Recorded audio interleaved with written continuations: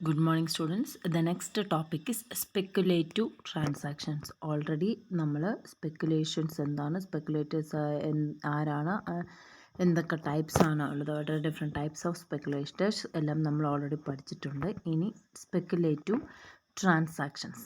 இப்போ ஸ்பெக்குலேஷன் அப்படின்னாலே வந்துட்டு என்ன சொல்கிறது, ஒரு indirect dealings in stock exchanges അല്ലേ. അത് നേർവഴിയിലല്ല, അല്ലാതെ ചില കുരുട്ട് ബുദ്ധികളൊക്കെ ഉപയോഗിച്ചിട്ടുള്ള ട്രേഡിങ്സിന് അല്ലെങ്കിൽ ഡീലിങ്സിൽ വരുന്നതാണ് ഈ സ്പെക്കുലേഷൻസ്. സോ അപ്പോൾ അതിന് എന്തൊക്കെ ഇതുപോലെയുള്ള എന്തൊക്കെ ട്രാൻസാക്ഷൻസ് ആണ്, എങ്ങനെയൊക്കെയാണ് ഈ കുരുട്ട് ബുദ്ധികളെ ഏതൊക്കെ രീതിയിലാണ് ഉപയോഗിക്കുന്നത്, that is speculative transactions. The various types of transactions which facilitate speculative dealings can be classified into the following.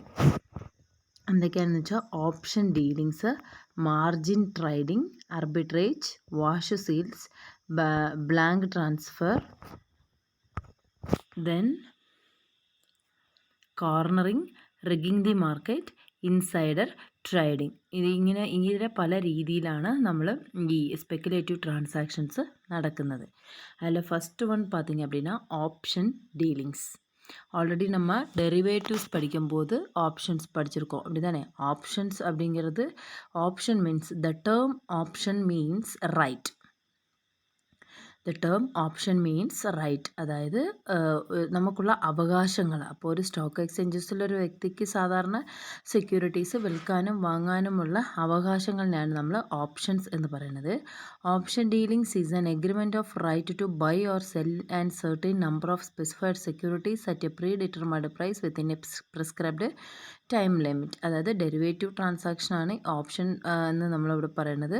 So അപ്പോൾ അത് നമുക്ക് പല രീതിയിൽ സാധാരണ നമുക്ക് വാങ്ങാനും വിൽക്കാനും ഉള്ള ഓപ്ഷൻസ് ഉണ്ട്. So predetermined price within a prescribed time limit, ഒരു പർട്ടിക്കുലർ ടൈം ലിമിറ്റിൽ ഒരു പ്രീ ഡിറ്റർമൈൻഡ് ഓൾറെഡി നമ്മൾ ഫിക്സ് ചെയ്ത പ്രൈസിൻ്റെ അടിസ്ഥാനത്തിൽ നമ്മൾ പല ഡീലിങ്സും നടത്തുന്നതിനെയാണ് ഓപ്ഷൻ ഡീലിങ്സ് എന്ന് പറയുന്നത്.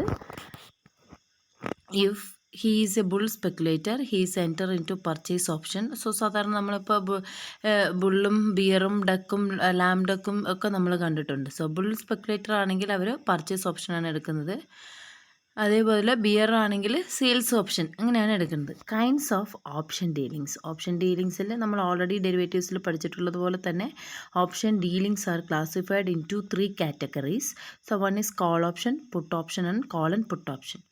കോൾ ഓപ്ഷൻ, പുട്ട് ഓപ്ഷൻ ഉണ്ട്, കോൾ ആൻഡ് പുട്ട് ഓപ്ഷൻ, അങ്ങനെ 3 തരത്തിലാണ് ഓപ്ഷൻ പറയുന്നത്.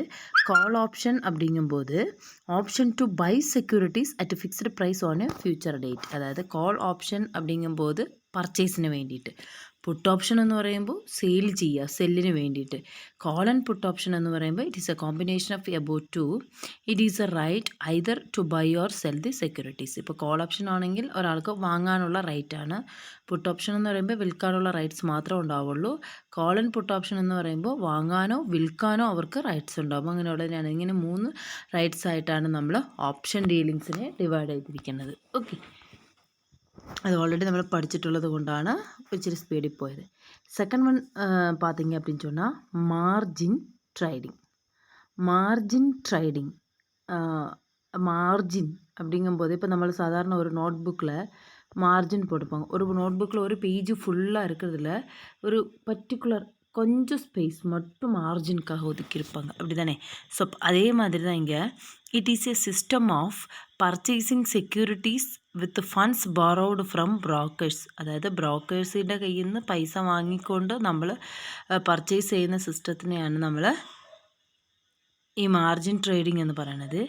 The client opens an account with the broker by depositing a certain amount in cash or securities. Okay, അപ്പോൾ ഇവിടെ മാർജിൻ ട്രേഡിംഗ്, സാധാരണ margin trading വേറെ ഒന്നുമില്ല.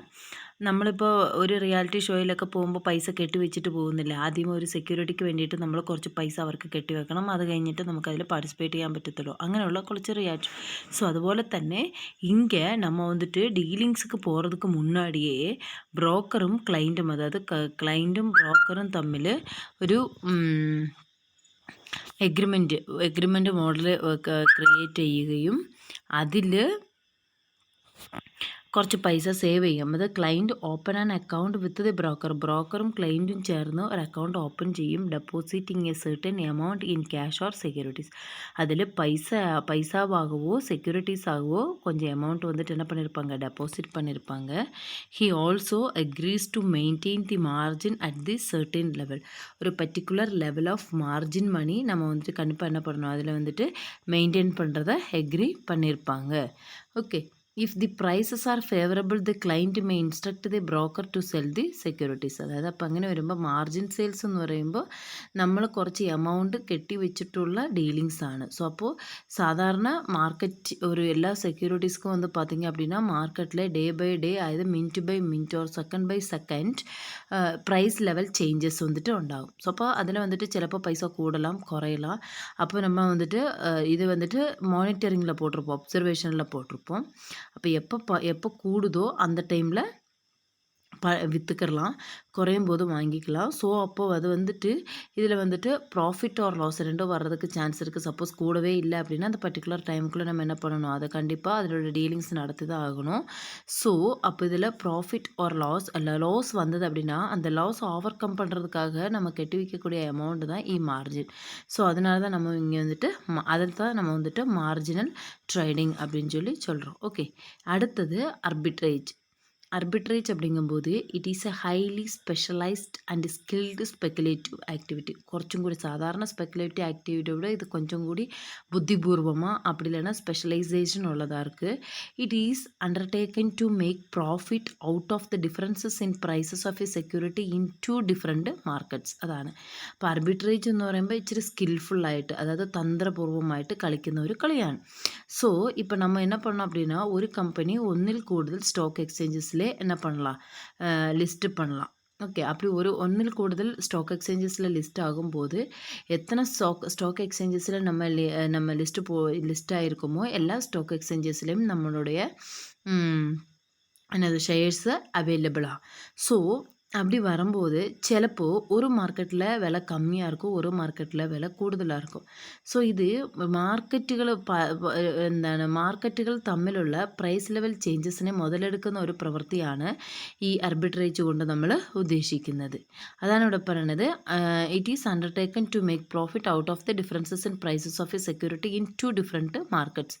ഓരോ മാർക്കറ്റിലും വരുന്ന പ്രൈസ് ലെവൽ ചേഞ്ചസ് ആണ് ഇവിടെ മുതലെടുക്കുന്നത്. It refers to the purchase and sale of the same security simultaneously in 2 different markets with a view to earning profit out of the price differentials. അതായത് ഒരേ ടൈമിൽ അറ്റ് എ ടൈമിൽ ഒരു organisation, അപ്പോൾ നമ്മൾ പറഞ്ഞ് ഇതിപ്പോൾ എല്ലാം ഓൺലൈൻ ട്രേഡിംഗ് ആണെന്ന് പറഞ്ഞ അടുത്ത് നമ്മൾ പഠിക്കുന്നുണ്ട്.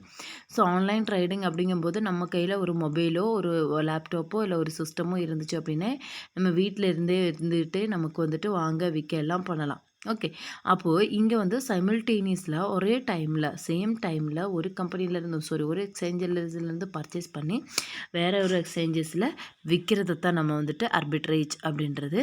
ஸோ அப்போ இந்த ரெண்டு ஒரு இடத்துலேருந்து வாங்குகிறோம், ஒரு இடத்துலேருந்து விற்கிறோம், அதில் வரக்கூடிய டிஃப்ரென்சஸ் அதாவது டிஃப்ரென்சஸ்னால் ப்ராஃபிட் அப்படி இல்லைனா லாஸ். ஸோ அப்போ கூடுதல் ப்ராஃபிட் ஏர்ன் பண்ணுறதுக்காக நம்ம கையாளக்கூடிய ஒரு குறுக்கு வழியான arbitrage. Okay, if the 2 markets situated அதில் வந்துட்டு ഇവിടെ മാർക്കറ്റ്സിൽ ഡൊമസ്റ്റിക് മാർക്കറ്റ്സ് ഉണ്ട്, ഫോറിൻ മാർക്കറ്റ്സ് ഉണ്ട്. അപ്പോൾ நம்ம சொன்னோம் 2 மார்க்கெட், ஒரு மார்க்கெட்டில் வாங்கி ஒரு மார்க்கெட்டில் விற்க. அப்போ அர்பிட்ரேஜ் அப்படிங்கும்போது 2 மார்க்கெட்ஸ் ஆர் இன்க்ளூடட், 2 பார்ட்டிஸ் அல்ல 2 மார்க்கெட்ஸ் ஆர் இன்க்ளூடட். ஸோ அப்போ இந்த இன்க்ளூடட் ஆகிற 2 மார்க்கெட்டும் ஒரே கண்ட்ரிக்குள்ளே இருந்துச்சுன்னா that is called domestic arbitrage. Okay, அதாவது இப்போ நம்ம சொல்லிட்டோம் ஒரு எக்ஸ்சேஞ்சிலேருந்து வாங்கி வேறு எக்ஸ்சேஞ்சில் விற்கிறது. இந்த 2 எக்ஸ்சேஞ்சுமே ஒரு நாட்டில் இருந்துச்சு அப்படின்னு சொன்னால் இட்ஸ் எ டொமஸ்டிக் அர்பிட்ரேஜ். அதே இது ரெண்டு ராஜ்யங்களாட்டு ரெண்டு என்னது ஸ்டாக் எக்ஸ்சேஞ்சஸும் 2 நாட்டில் இருந்துச்சு, வெளிநாடுகளில் இருந்துச்சு அப்படின்னு டிஃப்ரெண்ட் கண்ட்ரீஸில் இருந்துச்சு அப்படின்னா that is called foreign arbitrage. Okay, அடுத்த 4வது பார்த்திங்க அப்படின்னா wash sales. The speculator sells his securities and then repurchases the same through the broker at a higher price. அதாவது சாதாரண இப்போ நம்ம இயர் எண்டிங் எல்லாம் வரும்போது பார்த்தோம் அப்படின்னு சொன்னால் நம்ம சிலப்போ நம்ம வந்துட்டு சேல் பண்ணியிருக்க மாட்டோம், நமக்கு എന്താണ് ஸ்டாக் இருக்குமா இருக்கும். பட் அந்த லாஸ்ட் டைம் ஆடிட்டிங் அப்படிங்கும்போது நம்ம என்ன பண்ணுவோம், ஸோ അതെല്ലാം നമ്മൾ കണക്കിൽ കാണിക്കണം. അപ്പോൾ കണക്കിൽ നമ്മൾ ഈ വിറ്റ് പോകാത്ത സെക്യൂരിറ്റീസിനെ കണക്കിൽ നിന്നും ഒഴിവാക്കാൻ വേണ്ടിയിട്ട് നമ്മൾ എന്ത് ചെയ്യും, കുറഞ്ഞ എമൗണ്ടുக்கு விற்றதாയിട്ട് காணிக்கும். இப்போ எங்கேயில் ஒரு 100 ஷேர் விற்காமல் இருக்குது அப்படின்னா, அந்த ஷேர் விற்காமல் இருக்குது அப்படின்னு காணிச்சேன் அப்படின்னா எங்கேயில் எவ்வளோ ஸ்டாக் இருக்குது, அப்போ அதுக்கேற்ற மாதிரி நம்ம டேக்ஸ்லாம் பே பண்ண வேண்டியது இருக்குது. ஸோ அப்போ அதிலிருந்து தப்பிக்கிறதுக்காக கையாளக்கூடிய ஒரு முறை தான் இந்த வாஷ் சேல்ஸ். அப்போ இயர் எண்டிங் ஆகும்போது கையில் இருக்கக்கூடிய செக்யூரிட்டிஸில் என்ன பண்ணுவாங்க அப்படின்னா, வேற ஒரு ஆளுக்கு விற்றதாக காணிப்பாங்க. ஸோ செக்யூரிட்டிஸ் അങ്ങോട്ട് கைமாறும் കുറഞ്ഞ விலைக்கு விற்றதாக காமிப்பாங்க. ஸோ എന്നിട്ട് പിന്നെ ഈ കണക്കും കാര്യങ്ങളും പ്രൊസീജിയർ എല്ലാം முடிஞ்ச உடனே சேம் செக்யூரிட்டிஸை என்ன பண்ணுவாங்க, அதே விலைக்கு ரீபர்ச்சேஸ் பண்ணுறது தான் நம்ம வந்துட்டு wash sales. The speculator sells securities and then repurchases the same through the broker at a higher price. Okay, no transactions takes place in the wash sales. Wash സെയിൽസിൽ ഇവിടെ ട്രാൻസാക്ഷൻ ഒന്നും നമ്മൾ എൻ്റർ ചെയ്യത്തില്ല. In this process an artificial demand can be created which will ultimately lead to an artificial rise in price. Okay, அப்போ இங்கே வந்துட்டு நம்ம artificial demand, அதாவது ഇല്ലാത്ത ഒരു ഡിമാൻഡ് നമ്മൾ ക്രിയേറ്റ് பண்ணி അതുവഴി നമുക്ക് ലാഭം കൊയ്യാനായിട്ട് ശ്രമിക്കുന്നതാണ്. Since wash sales are considered as objectionable or undesirable practices. அதாவது இது சட்டத்திற்கு புறம்பானது, இதை வந்துட்டு நம்ம சட்டப்படி செய்கிறது அப்படின்னு ஏற்றுக்க முடியாது. காரணம் இதில் குறுக்கு வழி ഉപയോഗിച്ചുകൊണ്ട്. അപ്പോൾ ഇപ്പോൾ അത് வந்துட்டு ബാൻ ചെയ്തിട്ട് ഉണ്ട്. ഓക്കെ, അടുത്തത് blank transfer. Next one, blank transfer. It is a method of transfer without mentioning the name of the transferee in the transfer deed. സാധാരണ നമ്മൾ ട്രാൻസ്ഫർ ചെയ്യുമ്പോൾ നമ്മൾ ട്രാൻസ്ഫറുടെ പേരെഴുതിയിട്ട് ട്രാൻസ്ഫർ ചെയ്യും. സോ ഇപ്പോൾ ഇവിടെ ബ്ലാങ്ക് ട്രാൻസ്ഫർ എന്ന് പറയുമ്പോൾ ചിലപ്പോൾ ഒരു ട്രാൻസ്ഫർ ഡീഡ് പല കൈകൾക്ക് மாறுறதுக்குள்ள சான்சஸ் இருக்குது. அப்போ ஒவ்வொருத்தரும் ட்ரான்ஸ்ஃபர்டு டூ அப்படின்னு நம்ம நெய்ம் எழுதணும் அப்படின்னு சொன்னால் கடைசியில் யார்கிட்ட இருக்குது என்ன தட் இஸ் நிறைய கன்ஃபியூஷன். அப்போ இப்போ ബ്ലാങ്ക് ട്രാൻസ്ഫർ அப்படிங்கும்போது ട്രാൻസ്ഫർന്ന് എഴുതി കാണിക്കും, പക്ഷെ അവരുടെ പേര് നമ്മൾ മെൻഷൻ ചെയ്യത്തില്ല. It is A method of transfer without mentioning the name of the transferee in the transferor deed. By this process, the share can be transferred in many number of times, and finally, any transferee who wants to get the shares registered in his name can submit the blank transfer form along with the security and gets then transfer in his name. அதாவது இப்போ இங்கே வந்துட்டு நம்ம வந்துட்டு ஒரு transfer deed பல ஆளுகளுக்கும் கைமாறி போகிறதுனால அதில் நம்ம என்ன பண்ணிருக்க மாட்டோம், பேர் மென்ஷன் பண்ண மாட்டோம். இனி அதுவா பல ஆளுங்க கையில் போகும்போது ஒரு ஆளோட நெய்மில் அது வேணும் அப்படிங்கும்போது நம்ம என்ன பண்ணிக்கலாம், அதுக்குள்ளே ஃபார்ம் கொடுத்தோம் அப்படின்னு சொன்னால் நமக்கு நம்மளுடைய பேரில் அதை முடித்து கொடுத்துருவாங்க. Okay, it saves stamp duty and other fee on every transfer. ஓரோ ட்ரான்ஸ்ஃபருக்கும் வரக்கூடிய ஸ்டாம்ப் டியூட்டி, அதே மாதிரி அதில் வர ஃபீஸு அதெல்லாம் வந்துட்டு இங்கே நமக்கு இந்த blank ட்ரான்ஸ்ஃபர் ஃபைலில் சேவ் பண்ணலாம். ஓகே, அடுத்தது கார்னரிங் அப்படிங்கிறது it's a one type of speculative transactions.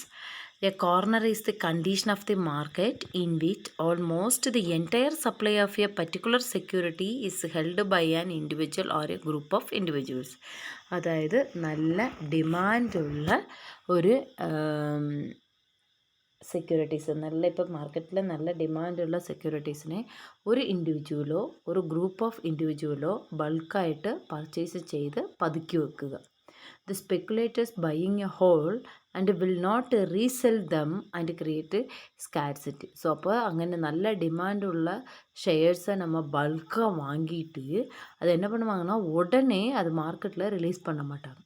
So அதை வந்துட்டு பதுக்கிடுவாங்க. அப்படிங்கும்போது மார்க்கெட்டில் அது இல்லை அப்படிங்கும்போது കണ്ടിപ്പാக അங்கே കൂടുതൽ ഡിമാൻഡ് ആർട്ടിഫിഷ്യലായിട്ട് നമുക്ക് ഡിമാൻഡ് ക്രിയേറ്റ് ചെയ്യാനും അതുവഴി നല്ല ലാഭത്തിന് നമുക്കിത് വിൽക്കാനും it is A undesirable activity. അതായത് ഇങ്ങനെ ഈ കോർണറിങ് എന്ന് പറയുന്നത് ഇതാണ്. അതായത് നല്ല ഡിമാൻഡുള്ള സെക്യൂരിറ്റീസ് ഒരാൾക്കുടെ കയ്യിലേക്ക് അല്ലെങ്കിൽ ഒരാൾക്കുടെ ഒരു ഗ്രൂപ്പ് ഓഫ് പേഴ്സൺസ് കയ്യിൽ അകപ്പെടുകയും അവരത് പതുക്കുകയും ആർട്ടിഫിഷ്യലായിട്ടുള്ള ഡിമാൻഡ് ക്രിയേറ്റ് ചെയ്യുകയും ചെയ്തതിന് ശേഷം അത് അവർ വിൽക്കും. അപ്പോൾ ഒത്തിരി ലാഭത്തിൽ വിൽക്കാനായിട്ട് സാധിക്കും. അങ്ങനെ പക്ഷേ ഇറ്റ് ഈസ് എ അൺഫീസറബിൾ ആക്ടിവിറ്റി.